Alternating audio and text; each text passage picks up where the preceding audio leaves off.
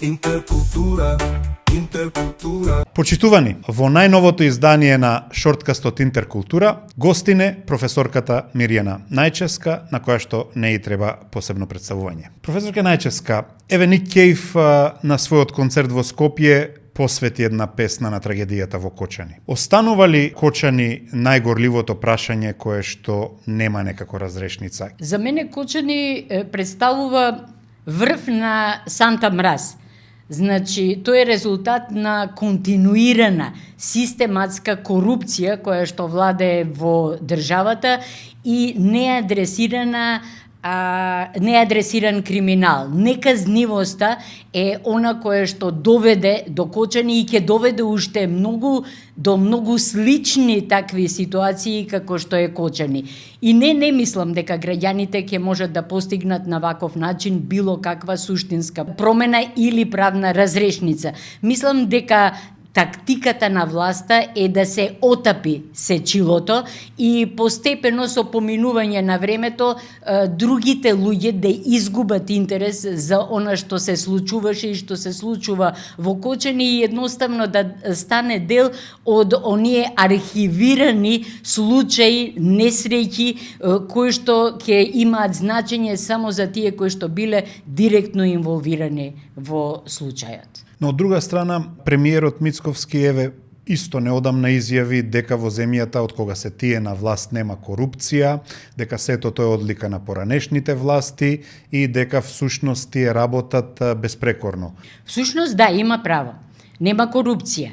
Заради тоа што зависи што подразбира премиерот под корупција. Мислам дека во главите на нашите политичари она што го прават, сите коруптивни и криминални активности не се всушност коруптивни и криминални активности. Онаа флоскула која што ја кажуваат се е според закон, да, има логика. Кога криминалот ќе го легализираш, кога корупцијата ќе ти стане нормалност, нема корупција, нема криминал, туку постојат само легално дозволени активности. Многу е интересно да речеме бизнисмените многу сакаат повеќе да работат со ДПМН отколку со СДСМ. Викаат кога е ДПМН на власт се знае кому и колку треба да платиш за да ти оди бизнисот. Кога е СДСМ на власт е хаос заради тоа што не знаеш кому да платиш, колку да платиш и на крај не можеш да си го завршиш бизнисот. Овдека рекетот е озаконет, корупцијата е озаконета, затоа нема корупција. Има ли покачување на пензиите? Па има покачување од 1000 денари, кое што е противуставно и противзаконско, меѓутоа е повторно легализирано со промена на законската регулатива. Значи станува збор едноставно за кражба. Кражба од пензискиот фонд, кражба од општествените средства, која што е озаконета. И тоа е начинот на кој што почнува да делува секоја власт, а посебно власта на ДПМН. Значи, сите пензионери и губат со овој начин на наводно покачување на пензиите. Меѓутоа, многу е лесно да се манипулира со луѓето кои што немаат, многу е лесно да се манипулира со една таква ранлива група како што се пензионерите, кои што се водат по народската, па поарно врапче во раце, отколку гулаб на гранка. Дај што даваш, па ќе видиме за понатамо. Една од последните одлуки на ДИК, како да го наруши монополот што големите партии го имаат со тоа што дозволи еве со 2 подписа да се кандидираат независните кандидати. Дали е тоа реално разбивање на монополот како вие го толкувате и дали тоа значи дека демократските опции ќе добијат шанса да се зголемат и да добијат плуралност? Не, тоа е само измотавање со демократијата и измотавање со изборите. Не е работата секој кој што ќе посака да се кандидира за градоначелник или советник или било што, туку работата е граѓаните да добијат реална можност да ги исфрлат како кандидати оние луѓе кои што сметаат дека се најсоодветни во нивната средина. Ако го имаме предвид изборниот законник, ако ги имаме предвид начините на финансирање на медиумите, на самите избори, на политичките партии. Всушност на овој начин независните кандидати едноставно губат било каква шанса да бидат избрани. Од друга страна се појавија во различни политички опции доста жени како кандидатки за градоначалнички. Дали тоа значи дека конечно мачистичката интерпретација на политиката се повлекува и дека се зголемува родовата рамноправност? Многу ми се допаѓа тоа доста жени. Ако имаме предвид дека во просек за градоначалници, например, се кандидираат меѓу 250 и 300 кандидати и ако имаме бројката од 4-5 жени, многу смешно станува тоа доста жени. Значи, не. Родовата дискриминација останува најголема дискриминација која што постои во нашето општество и ова е само создавање на привид дека жените рамноправно учествуваат во изборниот процес. Апсолутно жените треба да бидат, според мене, во моментов минимум 50% од кандидатите за да можеме да зборуваме за реална промена. Дали во таа смисла озаконувањето со квоти може да ја подобри ситуацијата? Па квотите се една од алатките, меѓутоа мислам дека ние го запоставивме воспитувањето, а она што представува сега интенција за намалување на вносот на родовата дискриминација во процесот на образование, всушност само значи дека ќе се зголемува јазот, посебно на реално присуство на жената во политиката. Како да се усогласи меритократијата со потребата од позитивна и праведна застапеност? Па, правичната застапеност всушност не смее да биде услов, не смее да биде алатка, туку коректив. Значи, во услови кога ја имаме меритократијата како база, како основа на вработувањето и на кариерното напредување, правичната застапеност треба да се појави како оној додатен елемент кој што треба да се вклучи во услови кога за едно работно место или за повисока позиција се надпреваруваат луѓе кои што еднакво или приближно еднакво ги исполнуваат условите за тоа место. Значи никако не сме етничката припадност да биде услов ниту за вработување, ниту за кариерно напредување. Туку треба да биде оној додатен коректив кој што може да се употреби доколку имаме еднакви кандидати.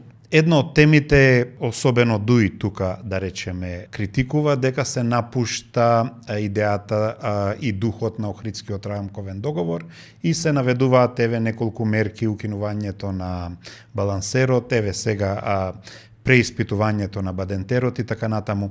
Кој е вашиот став за успешноста на општествената кохезија и демократскиот процес по Охридскиот рамковен договор и во таа смисла дали најновите потези на власта го нарушуваат она што е придобивка? Значи, Охридскиот рамковен договор според мене е мировен договор и тој требаше одамна да биде напуштен со промените во уставот, со промените во законот, тој си требаше да се стане дел од историјата, а не одново и одново луѓето да го користат како извор на право. Од друга страна, Охридскиот рамковен договор во суштина нуди или отвара врата за граѓанското општество и тоа што се употребува на овој начин всушност е само погрешно или злонамерно толкување на овој договор. Значи, во Охридскиот рамковен договор точно е кажано дека етничките прашања, етничката припадност не смее да биде основата на градењето на демократијата.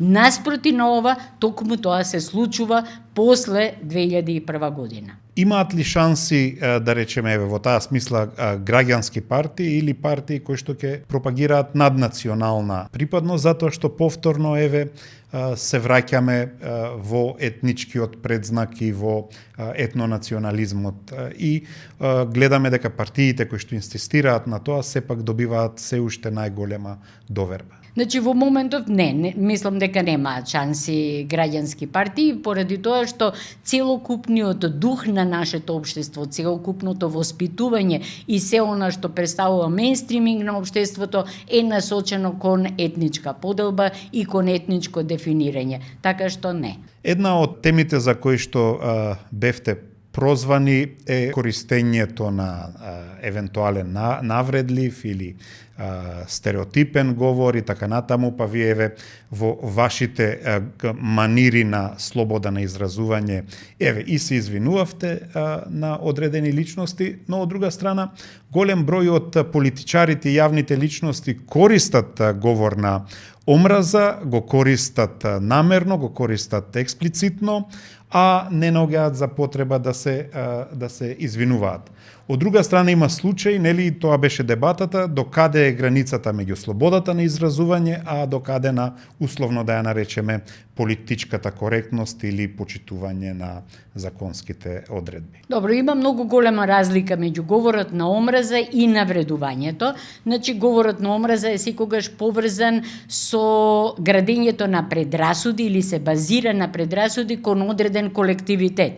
Независно дали се употребува кон група на луѓе или кон поединец кој што прибаѓа на тој колективитет. Говорот на омраза во принцип предизвикува или треба да предизвика дискриминација, се базира на дискриминација и води кон насилство. Навредата е нешто сосема друго, навредата е сосема индивидуална и јас заради тоа и се извинив, затоа што навистина сметам дека тоа што го нареков Петар Богоевски глуп е навреда, независно дали е тоа вистина или не е вистина, независно од фактичката состојба, тоа е навреда, меѓутоа заради тоа го повикав јавното обвинителство да поведе постапка заради неговиот говор на омраза, кој што може да предизвика ваков вид на навреди.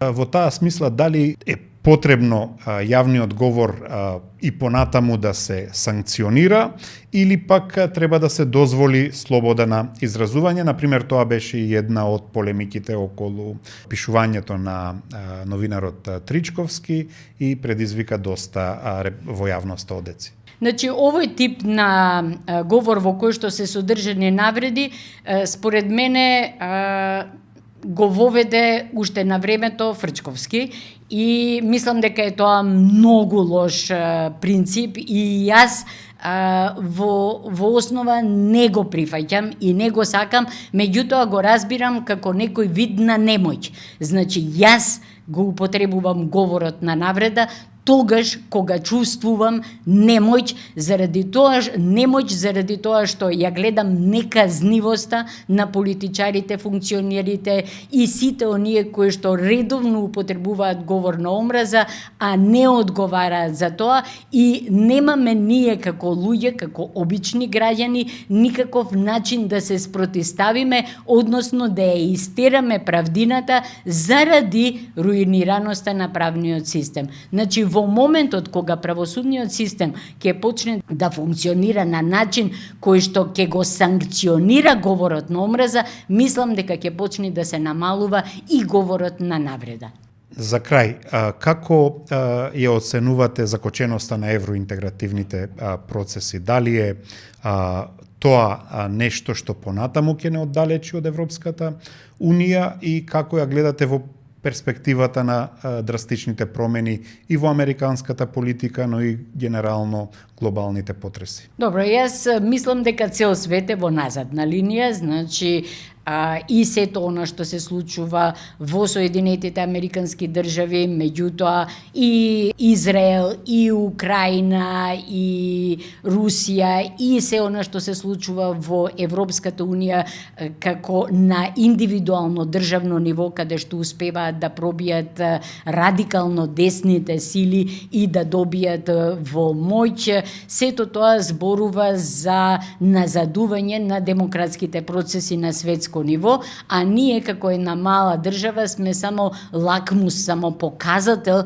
на се она негативно што се случува во светот. Јас од секогаш сум викала дека она што ние треба да го правиме е да пробаме да ги имплементираме кај нас европските вредности. Дали ќе влезиме во ЕУ или нема да влезиме во ЕУ е навистина од второстепено значење. Она што е важно е ние да почнеме да напредуваме на индивидуален план. Во моментов ние назадуваме. И благодарам за гостувањето. Cultura, intercultura, intercultura, intercultura.